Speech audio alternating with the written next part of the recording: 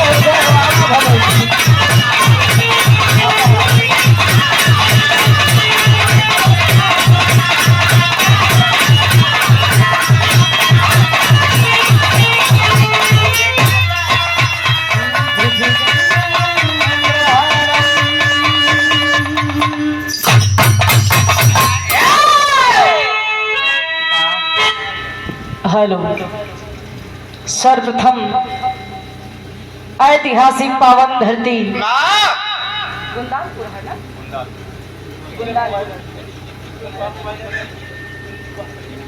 ऐतिहासिक धरती गुंदालपुर की ऐतिहासिक पावन सरजमी को प्रणाम करते हुए आज बड़ा ही सौभाग्य बा हमार की धरती पे हमके दूसरी बार आवे के अवसर मिलल और मेरे प्रधान जी के बहुत बहुत धन्यवाद बा।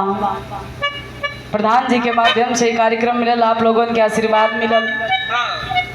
ऐतिहासिक धरती को नमन करते हुए इस धरती पे आए बिरहा के दूर दराज से चलकर श्रोता सम्राट भाई बंधु चाचा दादा देश के भाभी गणधार नौजवान भाई एवं नन्हे मुन्ने बच्चे दूर दराज से ही बिरहा का आनंद ले रही हैं। हमारी देवी सावित्री के स्वरूप पूजनीय माता बहन इस मंच के माध्यम से हम बिरहा लोकगीत गायिका ज्योति यादव पट्टी प्रतापगढ़ की ऐतिहासिक पावन माटी से यादव प्रतापगढ़ देखा इंसान की खोपड़ी जोन होला विजय भाई हपस के होले देखा केहू के परिचय बतावे के जरूरत चच्चा ना होला। इंसान झटका में अपन परिचय खुद ही दे देला। ई बतावत हुवन इनके हमार नाम नहीं याद बा, इनके नाम उनकर याद होता जे इनके टाइप के हुई हैं। ई कहाँ से आइल हुवन चच्चा? आसाराम के मठ से भाई। का करत रहलन? करिया मेल में रहा बाजू। हेलो भैया। ए भैया यहाँ पे जितना लोग उपस्थित हुआ सब केहू के पैर छू के पहले की आशीर्वाद के प्रतीक्षा हो। खुश रहा बच्चे। बारे दादा पैरवा तो और कहाँ है? पैर लेके ना आए गोड़ लेके आई लेवा ना लेके लेवा गाड़ी बैठ के। ए भैया और बगल के मंच पे विराजमान बिरहा जगत के बड़े ही जाबाज कलाकार बड़े भैया देवेंद्र यादव बजरंगी। इनका कईयो नाम बा, आजकल इनका टाइटल बदला था। दो चार टाइटल हमारे पास आ जाइल बा, लेकिन मन से ना बताई कहे से हमारे यूट्यूबर भाई भी हुए हैं। बयान चढ़िए जाए लेकिन हम तुम्हें बाद में बता दे। तो आजकल टाइटल चेंज होता है, लेकिन जे भी रख ले एकदम चुन के रख ले। टाइटल चेंज कर दिया लेकिन साइकिल मत चेंज किया। सही है। आपको आपकी पूरी पार्टी को प्रणाम, आपका आशीर्वाद की प्रतीक्षा हम। जैसन की बतावल गई रहा कोनो भी शुभ कार्य करे से पहले आपो सामान चेक कर लेना चाहिए। और सामान ठीक नहीं बा। सामान ठीक है लेकिन मास्टर के गिरल है। अच्छा इस सामान के मतलब आप लोग समझत हुआ चाचा, सामान के मतलब समझत हुआ ना जानत हुआ। सामान के मतलब है जो स्टैंड लगल बा साउंड सर्विस माइक भैया के एक नंबर बा। ऑपरेटर भले ही कमजोर हुवन लेकिन तजुर्बा ज्यादा बा। हाँ मालिक करे इनकर मशीन दिन दूना रात चौगुना बाजे। इनके मशीनी में कोनो प्रकार के कमी भगवान करे कमी निकरबो ना करे। जैसे बाजत वो वैसे बाजत रहे। चाहिए गो जाओ चाहिए इनकर बाबू। अच्छा इनकर बाबू कहाँ बजाइए? इनकर बाबू को घरे में बजावल। अच्छा इनकर कहे के मतलब गलत नहीं हम घरे के मतलब होला जब को वो घर में नया नया लोग घर बनावे ले गृह प्रवेश करे ले। गृह प्रवेश में तो साउंड जो ना माइक होला वो बरामदा में अंगनैया में लोग लगावे ले। हाँ एक खातिर श्याम चरित रामचरित मानस के जे पाठ करावे जैसे तोहरे या घरे में बजल रहे कहिए बजवाए ना। ए भैया बहुत बहुत धन्यवाद ऑपरेटर भाई के। मालिक करे तुम्हार मशीन ऐसे बाजत रहे। चाहिए तू बजावा चाहिए जाए दा वो बजाइए उनकर बाबू उनकर घरे के मैटर है। इनका बाबू रिश्तेदारी है का बहुत बड़ा तालाब छोड़ ए भैया। लेकिन हम बताइए ना अपने हिंदुस्तान के संस्कृति यहाँ सभ्यता बा कोनो भी शुभ कार्य करे से पहले हमनी के नियम बा अपने आराध्य के मन चाहा देवी देवता के मनाईला। हिंदुस्तान में केहू राम के पुजारी बा तो केहू श्याम के पुजारी राम के पुजारी।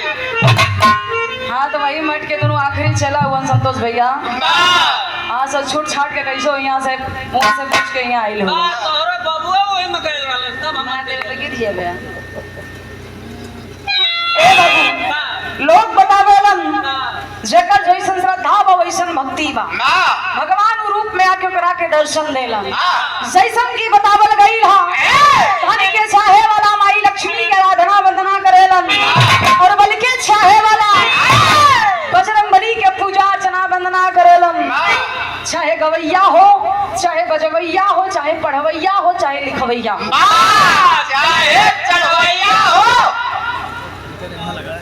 चढ़वैया के मतलब बा खास कर ड्राइवर भाई लोग स्टेयरिंग पकड़े से पहले मनावेलन ए दुर्गा हे देवी जैसे चढ़त बानी उससे 6-7 महीना बाद उतरो का करबा पे रुपये पैसे कमा के भाई। अरे पागल निकल जूगा ऐसा बोला ना तो लोग सोचिए एक बार अगर बेचारा वो स्टेयरिंग पकड़ी 7 महीना बाद उतरी तो हमके नहीं लगत तो जिंदगी में कबो स्टेयरिंग पकड़ पाई हो। करे पहले आ गए तो घरे में कुटाई हो जाई। तो के तजुर्बा ज्यादा बके बतौला सा मास्टर साहब ये बतावल भाई कोचिंग करावत होगा सुधर जा।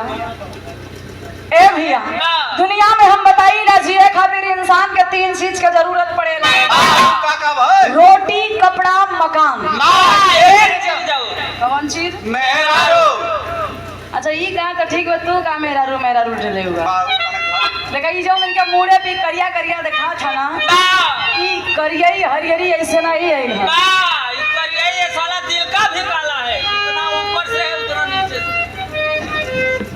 नहीं ये जो नहीं काला काला भाई कितना में यूरिया डाई पोटास लगल बा चच्चा तभी करिया भइल है।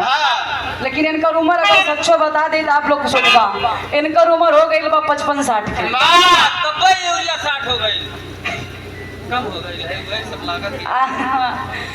आजकल ही मेहरारू के चक्कर में मत रहा देखो मेहरारू के चक्कर में कितना बार साफ हो जात हो साफे ना होत बा कितना लोग ड्रम में चल जात हुआ कितना लोग टाइल्स में जात हुआ।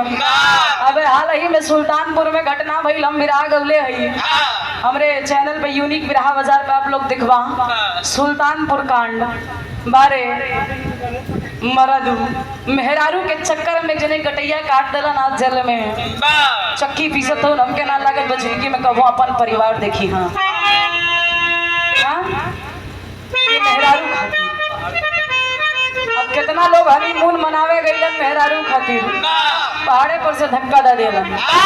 कितना लोग बड़े पकड़ के लटकल कुत्ती रहला अब के तू जाने बा त कक्का मेहरारू के चक्कर में मत रहा, रोटी कपड़ा मकान के व्यवस्था करा। ए भाई यही से हम बताइला हमनी के नियम बा धर्म बा। अपने गीत संगीत के शुरुआत करे से पहले आदि शक्ति ईश्वर की देवी दुनिया की मालकी बड़ी सुंदर आप लोग भजन वंदना के आनंद लियाला तरस रहल सैया जाड़ा में गौना करा के रजाई देखा काम में सैया जाड़ा में गौना करैती रजाई लेखा काम अयती। कितना ही रजाइये मन पर कहानियां खत्म हो जाता वैसे गर्मी में जाड़ा याद दिलावत हुए नहीं गर्मी चल था बड़ी सुंदर रहे लाइन देखा जब वहां से पुरान चीज को तैयारों से हम देखा नया चीज पुराना ये हमार नया है। देखा बड़ी सुंदर सम्मान आशीर्वाद मिला है इस धरती पे आके। इस कार्यक्रम के आयोजक हमारे गार्जियन परम आदरणीय परम सम्मानीय श्री शोभनाथ यादव जी गार्जियन के द्वारा सुंदर पुष्पहार और शानदार 200 रुपए का आशीर्वाद। आज उनकी माता जी का 13वीं है, इस दुनिया में नहीं रही। 13 दिन बीत गया बाबूजी, ये दुनिया की सबसे कड़वी सच्चाई है। ये दुनिया में 2 ही सत्य है, बाकी सब झूठा है। एक जीवन दूसरा मरण, अगर जन्म हुआ है तो मरण निश्चित है। केहू 4 दिन पहले जातो तो केहू 4 दिन, केहू के गईला पे लोग खुश होलन।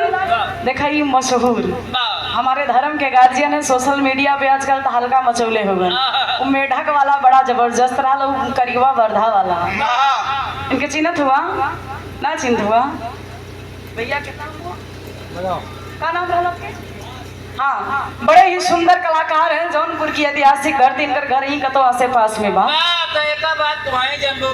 मैं एक छापड़ खींच के पागल सोशल मीडिया पे बनल लोगन अगर हम दिखा दे तो जान देबन नाम से भले ना चिन्हबा। जौनपुर के बाद हमरे सुभाष भैया के आगमन भइल बा, बहुत बहुत धन्यवाद है आपके। और हमरे गार्जियन के द्वारा बड़ा ही सम्मान मिला और परम आदरणीय परम सम्मानीय श्री हमारा पूर्वांचल यूट्यूब चैनल के प्रोप्राइटर बड़े भैया संतोष और हमरे कैलाश भैया और तमाम यूट्यूबर साथी आए, आप लोगों को दिल से धन्यवाद देती हूँ। हमरे संतोष भैया हमारा पूर्वांचल चैनल के जो प्रोप्राइटर हैं, भैया की तरफ से शानदार 100 रुपया के आशीर्वाद हमारे चाचा हैं श्री राम ना, बहुत बहुत धन्यवाद। रायात के बड़ा अथक परिश्रम मेहनत करेला। लेकिन गीत के शुरुआत में माई के वंदना से पहले एक लाइन तरस बा गुरुजी कैसे अब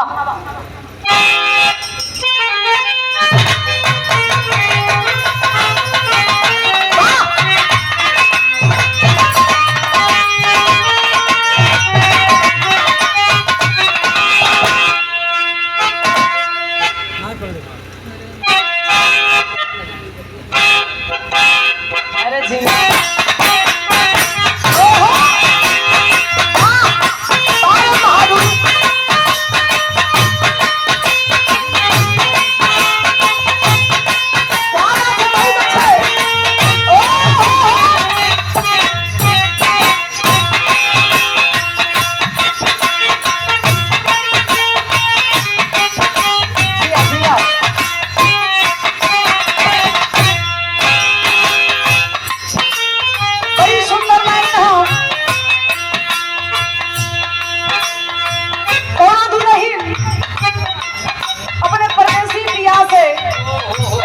कहता कहे राजा जी जात हुआ ताजा, लेकिन हमारे को बात गठियाली हमरा के भूल के कोनो सौतीन के चक्कर में दुल्हनिया समझावत। अच्छा मर्द जो घरे से बहरे निकलल सबके क्वालिटी नहीं बा, कुछ कुछ लोगन के आन के मेहर अपन लइका, हाँ आन के मेहर अपन लाइका बड़ा खूबसूरत लगेला। ई मरद जात के क्वालिटी है, हाँ। सबके नहीं कुछ लोगन के लोग कहे लगे उ दुल्हनिया बेचारी सुनले रहल कलश की ए राजा जी जात हुआ तो जा, लेकिन हमारा ही बात सुना का कहली।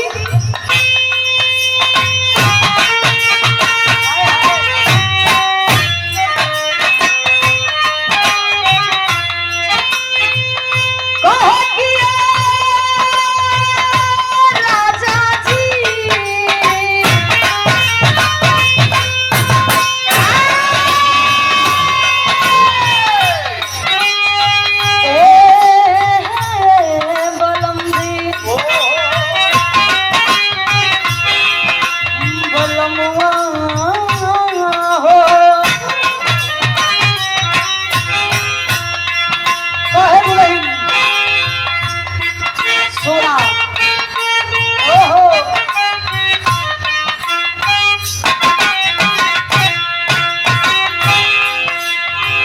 जही बात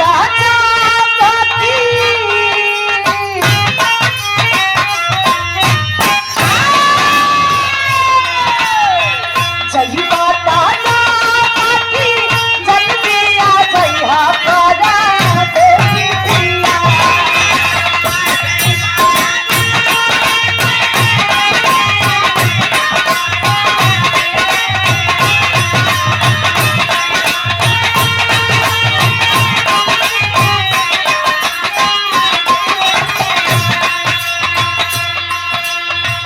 जही बात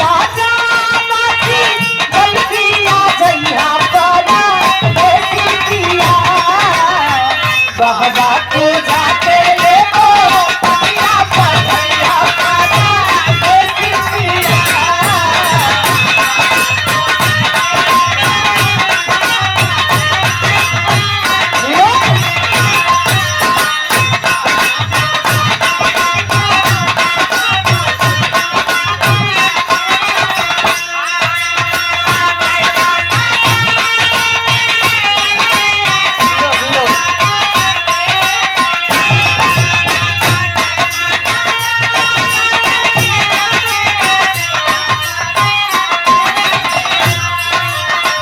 बहवा तू जाते ये गो बतिया पतिया पारा देवी पिया।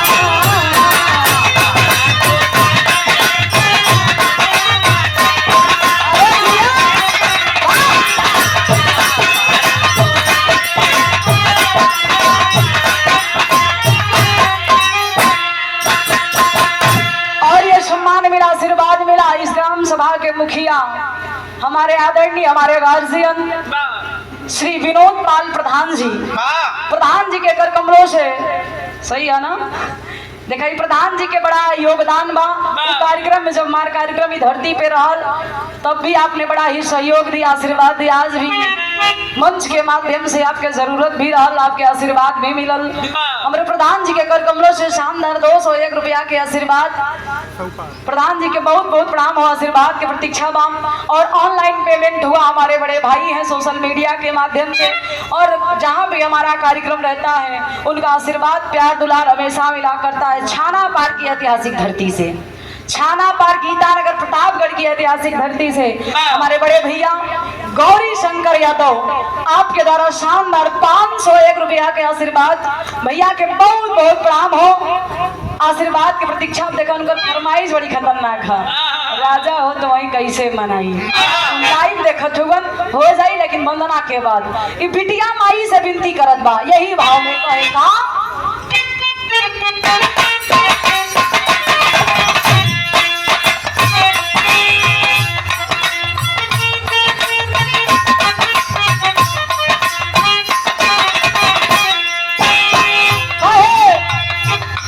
ए माताजी हरी ज्योति के केहू ज्योति ना जानत रहल, ज्योति के ज्योति बनावे वाली आप बड़ी लोग हुवन। आज कुछ जिला में नाम बा, चर्चा बा कि हम ना बोले हैं, आपके आशीर्वाद से मिलल बा। ऐसे ठीक कृपा करता हमारे ऊपर कहे का।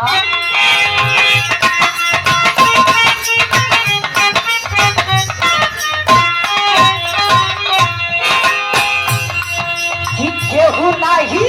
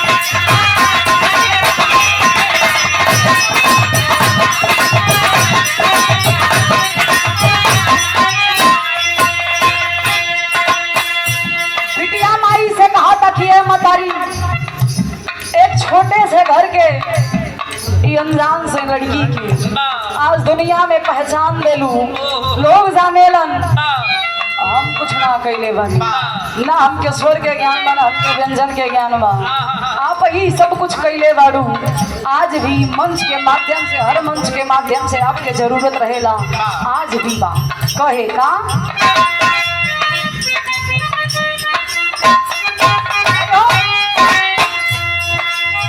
जिंदगी के राह में या तारा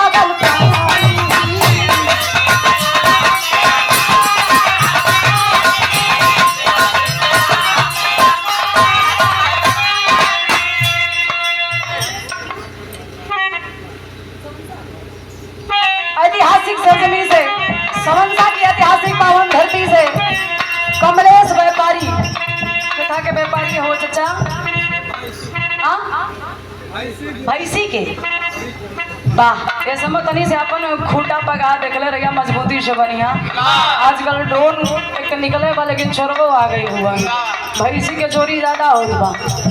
बहुत बहुत धन्यवाद बा। देखा 51 रुपया के आशीर्वाद मालिक करे, 3 दूना रात चौगुना तरक्की हो, आपके कारोबार में चार चांद लगे, भंडार भगवान भोलेनाथ माई के आशीर्वाद से भरे रहे। कहा था बिटिया हमार पर से बा कैसे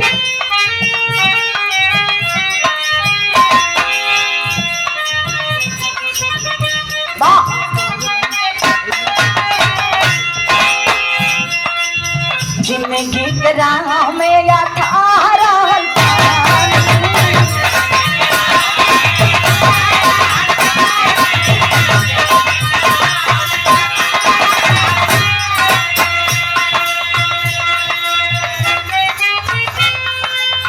नैया किनारे काली दिहालू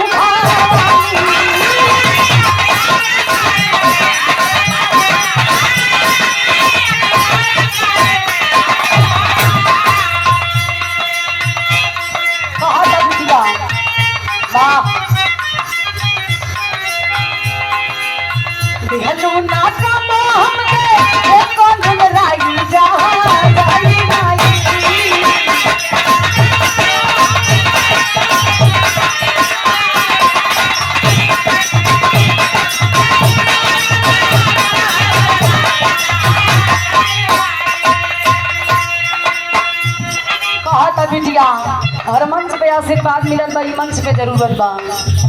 निहलू ना पालो हमके देखा बुलराई जहां जाई माई नहुआ के सोहरत बा छाई छाछाई जाई माई।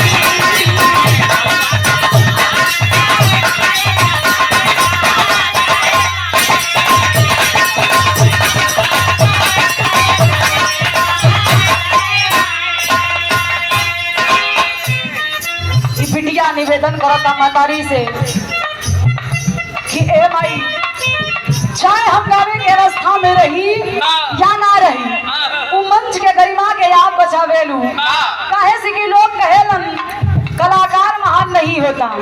सुरेश भैया कोई कलाकार महान नहीं होता है, ये हमारा सौभाग्य। मशहूर कॉमेडियन जेकर सोशल मीडिया फेसबुक हो, यूट्यूब हो, इंस्टाग्राम, आप चाहे कोनो भी प्लेटफॉर्म हो, ऐसे में तो आपके गर्दा बा शानदार। ये कई सौ रुपए का आशीर्वाद, रुपया ना बा बल्कि हमारे लिए आशीर्वाद बा। सुभाष भैया की तरफ से। घर कहाँ है भैया के? आज नहीं घर है, रिश्तेदारी में आए हो। बहुत बहुत धन्यवाद बा। आपके हम दर्शन एक बार कही चुकी, लेकिन कहाँ करे ही ना बताइए। बहुत बहुत धन्यवाद। हाँ, ऐतिहासिक धरती पे आज अवला आपके हमार सौभाग्य बा कि आपके दर्शन भइल। उपस्थित जनता जनार्दन के बहुत बहुत प्रणाम, आशीर्वाद के प्रतीक्षा बा। लेकिन बिटिया कहा था ना पागल अब भैया अपन वाला नाम बता दे, यूट्यूब वाला नाम राम औजार। राम औजार, राम औजार से लोग अगर सर्च करवा तो आ जाइए, सब जान जाइए। हाँ अब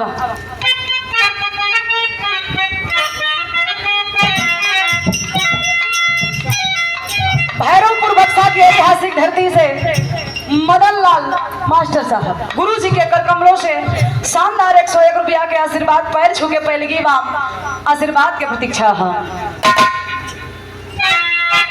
कहना है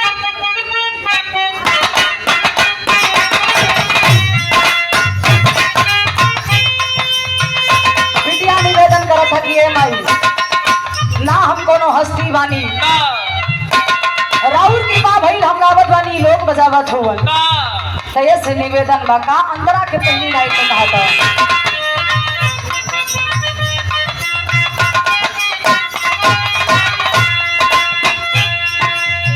कृपा तोहार भइल चारा चारा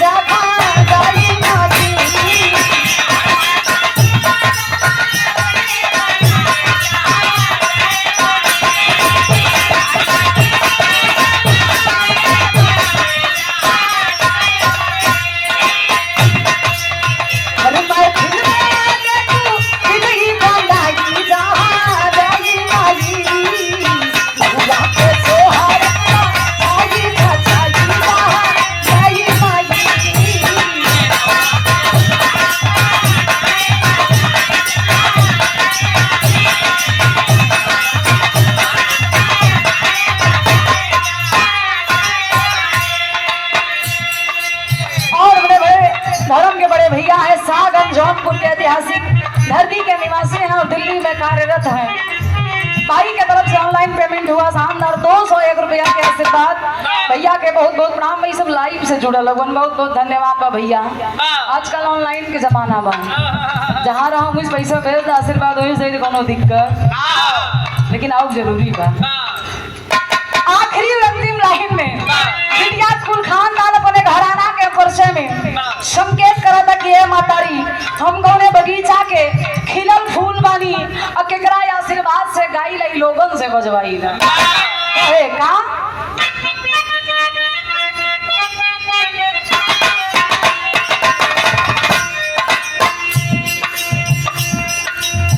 फूले फल देखा हो बिहारी गणेश हो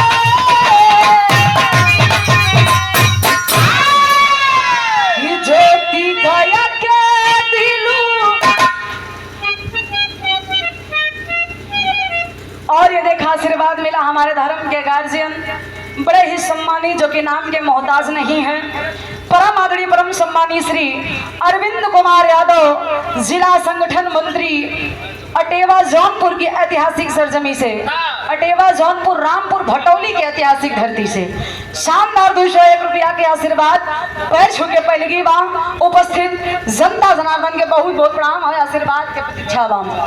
आखिरी लाइन में संकेत हम